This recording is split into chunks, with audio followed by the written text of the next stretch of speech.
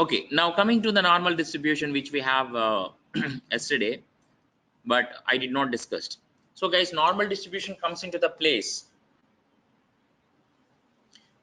when we have mean equal to mode equal to median. Okay, when we have the mean, median and mode, all of them are same. This is how that you will get the curve. This curve represents the data. Okay, this is also called as a Gaussian curve, and this can be also called as a bell curve. Okay, remember, this is a very important point. Why? Because when you wanted to write any certification examination outside, when I'm highlighting these kind of definition related stuff, definitely this kind of definition related stuff may not be useful for you in practical in the job, but this will be definitely be useful for you in the examination kind of stuff. Okay. Okay, so now this particular curve can be segregated with the different inflection points that I'm talking about. What do you mean by an inflection point? Whenever you see something like this, you can see this graph. Okay, this is generally called as inflection point. Okay, so what is this inflection point?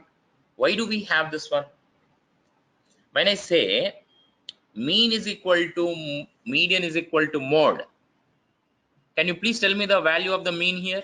Can anyone tell me the value of the mean? Excellent. 0. 0 is the value of mean, right? Huh? And inflection points will be separated by a one single standard deviation. If I am going to mention mean as mu, okay, the inflection points are going to get separated with a one single standard deviation, means sigma, 1 sigma. Okay, so on the negative side, it will become mu minus sigma, mu minus 2 sigma, mu minus 3 sigma. On the positive end, it is going to be mu plus sigma, mu plus 2 sigma, mu plus 3 sigma. In these cases, when you see that mu is equal to 0, obviously the sigma is equal to 1, right or wrong? Huh? Mu is equal to 0 and sigma is equal to 1. This is the inflection points that you are going to get. Okay, so these inflection points that we can say that 68% in the graph is one standard deviation apart from the mean. Okay, understand? You everyone understand this statement? 68% of the area is equal to one standard deviation apart from the mean. 34, 34, 68. Okay, 95% of the area is two standard deviations apart from the mean. All of you agree this or not? This is two standard deviations. Okay, these are two standard deviations. Here are the two standard deviations, and here it is three standard deviations. 99%.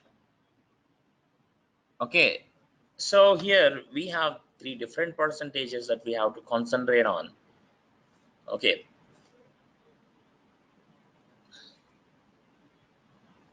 they are symmetric around their mean. The mean, median, mode are equal. These are all the different characteristics of the normal distribution. Okay, generally these are denser in the center and less dense in the tails. Okay, and these are defined by two parameters, mean and standard deviation, right or wrong? 68% of the area is within one standard deviation of the mean. 95% of the area is within two standard deviation of the mean. 99.7% of the area is within three standard deviations of the mean. You have to remember these percentages at any cost.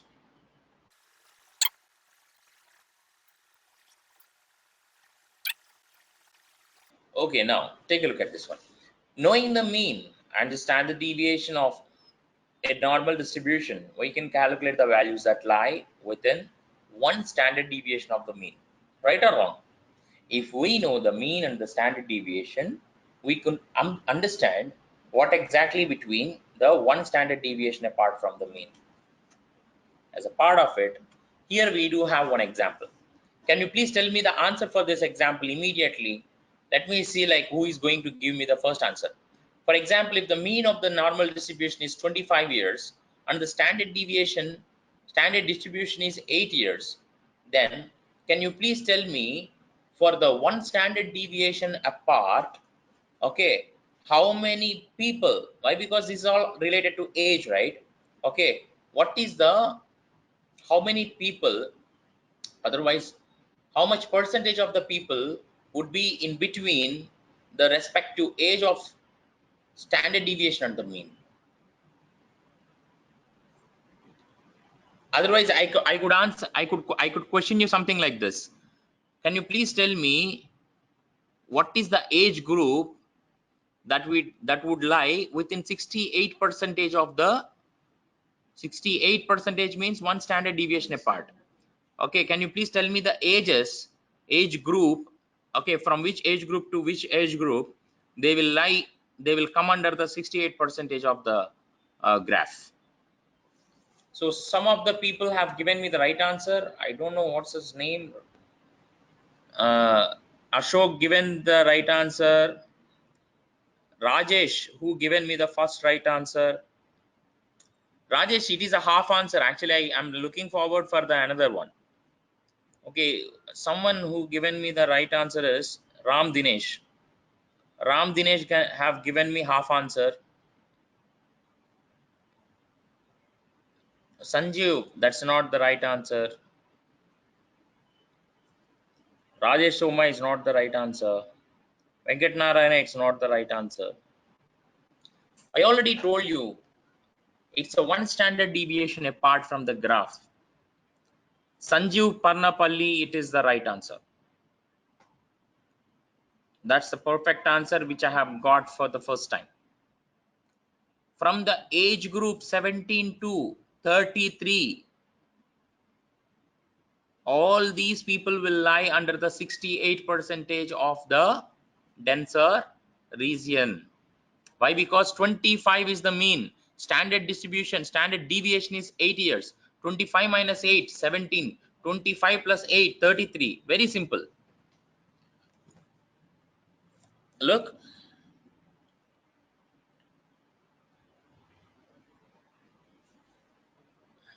68 percentage of the people will be in between 17 and 33 years. Right or wrong? If I don't know these kind of statistics, can I do the marketing of my latest perfume which I just wanted to release outside? My target age group is 17 to 33. Okay, if I don't see those people in a one particular area, it is not better to market over there. I will better market my product where these people are existing. Am I true? Did you all understand, guys? Yeah, please go ahead, Venkat. No, you are not required to use the 68%. No, no, no, no, no, not required.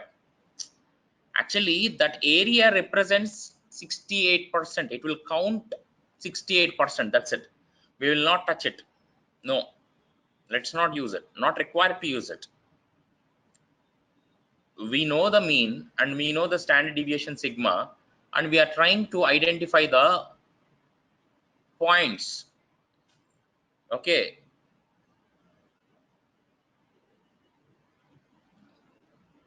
Couple of more standard deviations. Simple.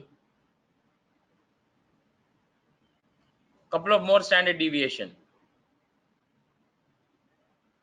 Where on the negative side you don't find anyone. Why? Because you will not find the baby with age minus 7 years. Right or wrong?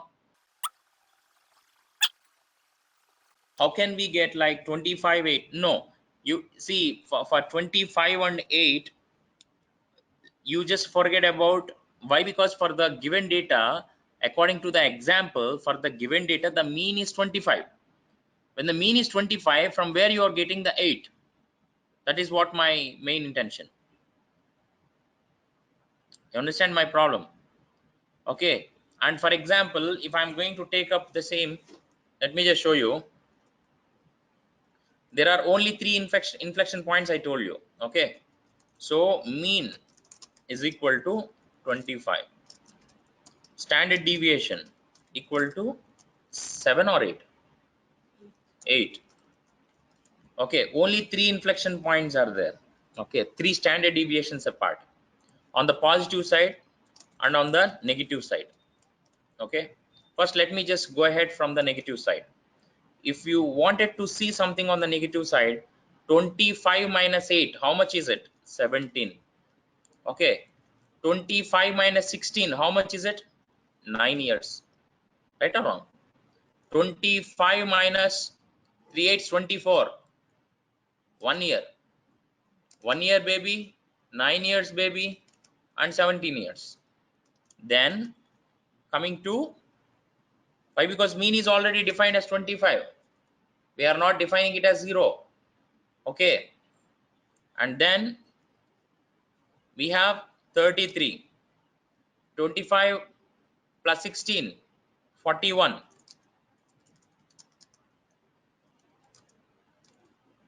Okay.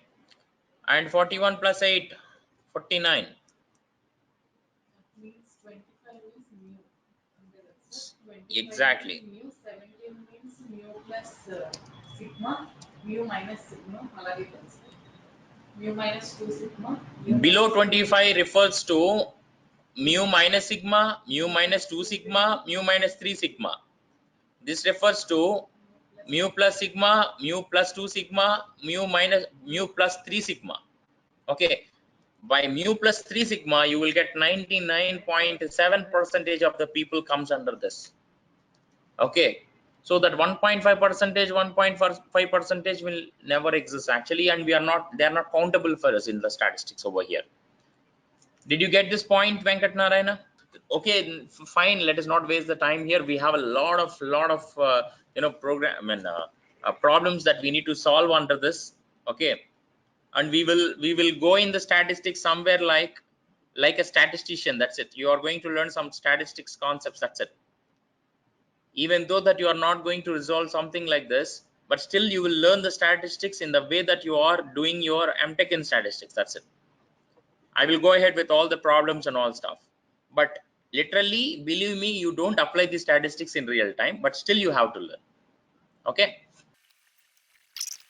Okay, here where I have stopped somewhere here. Okay. I just don't wanted to make it hurried. Actually, tomorrow I'm going to discuss about the random variables and the probability distributions. Okay, tomorrow is going to be a very important session.